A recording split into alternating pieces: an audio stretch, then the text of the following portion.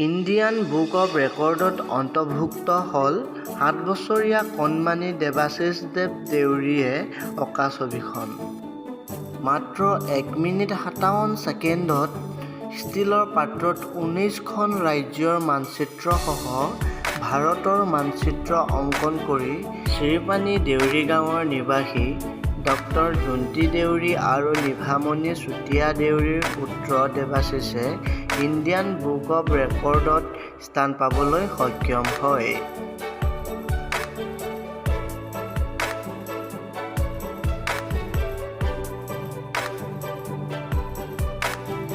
D লাইফৰ তৰফৰ পৰা ইণ্ডিয়ান বুক অৱ ৰেকৰ্ডত নিজৰ নাম অন্তৰ্ভুক্ত কৰি জাতিটোলৈ গৌৰৱ কঢ়িয়াই অনা দেৱাশিষলৈ আন্তৰিক অভিনন্দন আৰু উজ্জ্বল ভৱিষ্যত কামনা কৰিলোঁ।